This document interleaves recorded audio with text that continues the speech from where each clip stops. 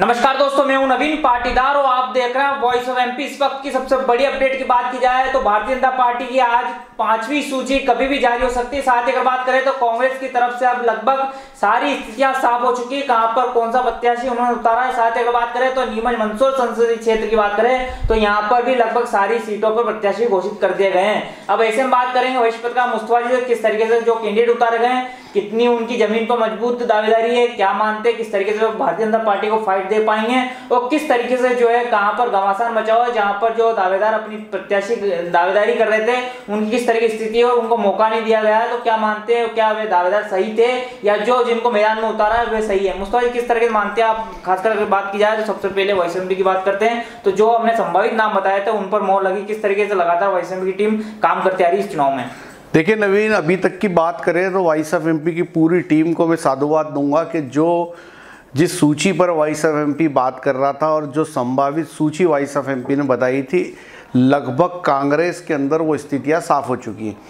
यदि आप इस संसदीय क्षेत्र की 8 सीटों की बात करें तो जावद से समंदर पटेल आखिरकार फाइनल हुए, नीमच से उमराव सिंह गुर्जर, मनासा से नरेंद्र नाहटा, मलारगढ़ की बात करें तो परशुराम सिसोदिया, मंदसौर की बात करें तो विपिन जैन और सुवासरा की बात करें तो वहाँ से राकेश पाटीदार, गरोड की बात करें सुभाष सुजैतिया और जावरा की बात करें तो हेमंत शेमाल। तो ये 8 उम्मीदवार कांग्रेस के हैं जो इस संसदीय क्षेत्र की 8 सीटों पे घोषणा हो चुकी है। लेकिन भारतीय जनता पार्टी के एतबार से यदि बात करें तो बीजेपी अपने उम्मीदवारों की घोषणा में कहीं ना कहीं कांग्रेस से पिछड़ती हुई दिखाई दे रही है। आज नीमच की बात करें तो यहाँ पर 3 बार के उनके सिटिंग एमएलए है दिलीप सिंह परिहार, अभी नीमच में बीजेपी उम्मीदवार घोषित नहीं कर पाई है। मनासा की बात करें तो वहाँ उनके सिटिंग एमएलए है माधव मारू, वहाँ वो उम्मीदवार घोषित नहीं कर पाई है। ठीक इसी तरह आप बात करें तो गरोड में अभी तक बीजेपी का उम्मीदवार घोषित नहीं हुआ है और साथ ही जावरा के अंदर भी असमंजस की स्थिति है कि वहाँ उनका सिटिंग एमएलए राजेंद्र पांडे है, 3 बार के विधायक है, पर वहाँ भी असमंजस है। तो कुल मिलाकर के 8 सीटों की यदि बात करें तो 4 पर अभी भारतीय जनता पार्टी को उम्मीदवार घोषित करना है। और कांग्रेस की बात करें तो 8 सीटों पर उम्मीदवार घोषित हो गए, लेकिन मनासा की यदि बात करें तो वहाँ नरेंद्र नाहटा की उम्मीदवारी के बाद मंगेश संघई और उनके समर्थक ताल ठोक रहे हैं।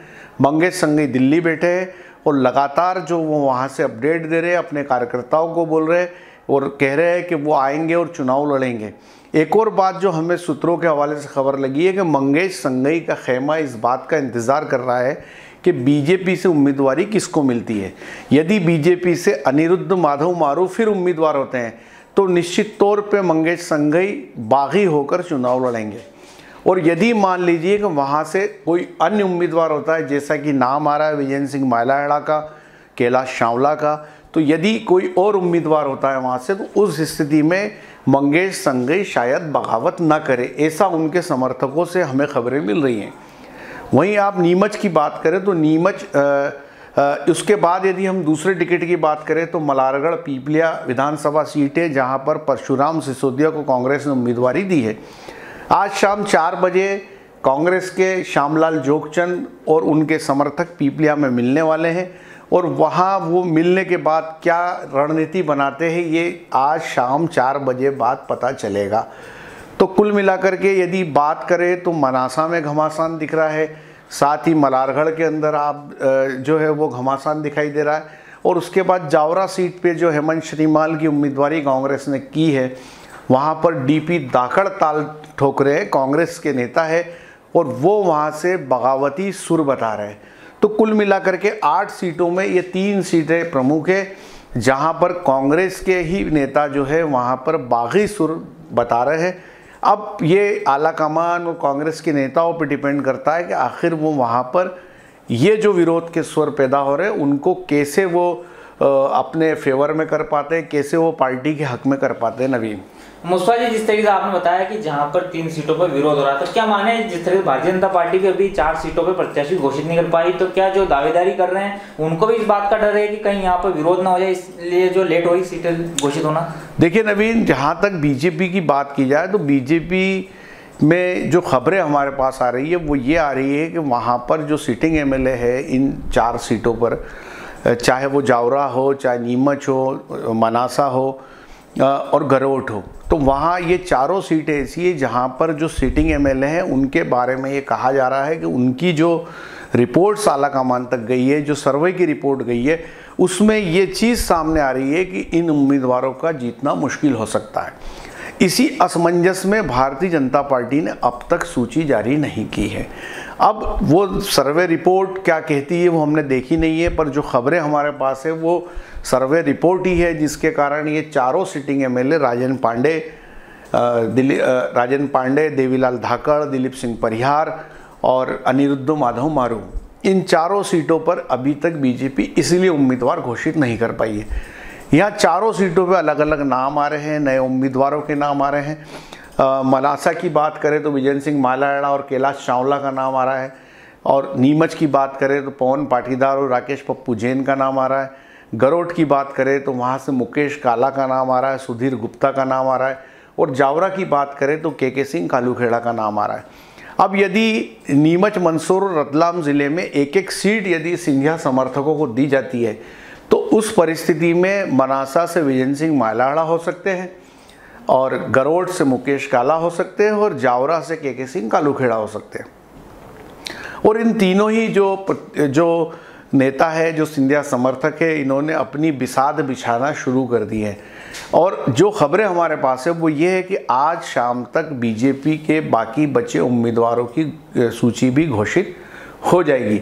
अब उस सूची के घोषित होने के बाद बीजेपी जो सूची जारी करती है, वो देखना वाली बात ये होगी कि क्या जिस सर्वे की बात बीजेपी में कही जा रही थी उस सर्वे को प्रमुखता दी है और टिकट बदले गए हैं, या सर्वे को दरकिनार करके जो सिटिंग एमएलए हैं उनको टिकट दिया गया है। वैसे जो तमाम चारों सीटों के जो विधायक है, बीजेपी के जो विधायक है, वो लगातार भोपाल और दिल्ली में अपने बड़े नेताओं के संपर्क में है, और वो अपने समर्थकों से ये कह रहे हैं कि वही चुनाव लड़ेंगे, और पूरी तैयारी करने की बात वो अपने कार्यकर्ताओं से कह रहे हैं। तो अब ये जो धुंध है ये उसके बाद ही छटेगी जब सूची जारी होगी। तो कुल मिलाकर के जो सीन एक बन रहा है संसदीय क्षेत्र का वो ये है कि कांग्रेस ने अपनी उम्मीदवारों की सूची जारी कर दी, पर उसमें घमासान है। वहाँ पर उनकी ही पार्टी के नेता अपने उम्मीदवारों के खिलाफ मोर्चा खोले हुए हैं। अभी मैं जो है तो तरुण बाहेती जो नीमच से टिकट की दावेदारी कर रहे थे, उनका एक वक्तव्य सुन रहा था। वो कह रहे थे कि वो दिल्ली में हैं और दिल्ली से वो नीमच आएंगे और अपने कार्यकर्ताओं के साथ बैठेंगे और फिर निर्णय करेंगे कि उनको करना क्या है। साथ ही वो ये भी कह रहे थे कि आला कमान ने जो फैसला किया है वो सही नहीं किया है, सर्वे को दरकिनार कर दिया गया है। अब कुल मिलाकर के जो सर्वे वाली बात है उसको आधार बना के ये बातें कही जा रही है कि आला कमान ने सर्वे को दरकिनार किया और अपने चहेतों को टिकट दिया। तो कुल मिलाकर के घमासान कांग्रेस में है तो घमासान बीजेपी में भी है। तो अब देखने वाली बात यह है कि ज़मीन पर यह घमासान किसको कितना नुकसान देता है और किसको कितना फ़ायदा। आप जावत की बात करें तो ओम प्रकाश सकलेचा के खिलाफ उनकी ही पार्टी के पूर्ण अहिर मैदान में ताल ठोक चुके हैं। वो तो जल छोड़ चुके हैं, वो तो कह रहे हैं कि वो हर हाल में चुनाव लड़ेंगे। कांग्रेस के अंदर जो बगावत के सुर है अभी किसी ने ताल नहीं ठोकी, किसी ने ये नहीं कहा कि वो बागी भरेंगे, लेकिन पूर्ण अहिर तो मैदान संभाल चुके हैं, दौरे कर रहे हैं, जनसंपर्क कर रहे हैं, गाँव में जा रहे हैं। तो दोनों ही पार्टियों के अंदर घमासान की स्थिति साफ तौर पे दिखाई दे रही।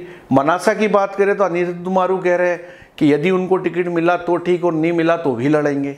तो कुल मिला करके स्थितियाँ इतनी आसान दिखाई नहीं देती है, चाहे वो कांग्रेस हो चाहे भारतीय जनता पार्टी हो। नवीन मुस्वा जी, जिस तरीके से आपने बताया कि जहां 3 सीटें वहां विरोध हो रहा, तो क्या माने श्यामलाल जोगचंद जो किसानों के बड़े नेता माने जाते हैं, अफीम किसानों की पैरवी जमकर करते हैं, डीपी डाकड़ की बात की जाए तो जावरा छोड़कर नीमच तक यहाँ आंदोलन करने आए, तो क्या माना जाए कि इनकी दावेदारी कितनी मजबूत थी लेकिन इनको टिकट नहीं मिला? आप जो बात कह रहे हो वो बिल्कुल सही है नवीन। श्यामलाल जोगचंद को हमने काम करते हुए देखा है।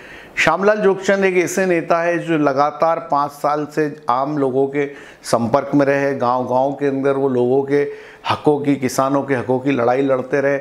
अफीम किसानों की पैरवी करने के लिए ख़ास तौर पे जाने जाते हैं, ज़मीनी नेता कहे जाते हैं। और एक और ख़ास बात यह है कि बीजेपी की यदि बात की जाए तो बीजेपी अपने लिए मुश्किल चुनौती श्यामलाल जोगचंद को मानती है। बीजेपी ये मानती रही है कि यदि मल्हारगढ़ पीपलिया से श्यामलाल जोगचंद की उम्मीदवारी होती है तो बीजेपी को वहाँ पे बड़ी चुनौती का सामना करना पड़ेगा श्यामलाल जोगचंद के चलते।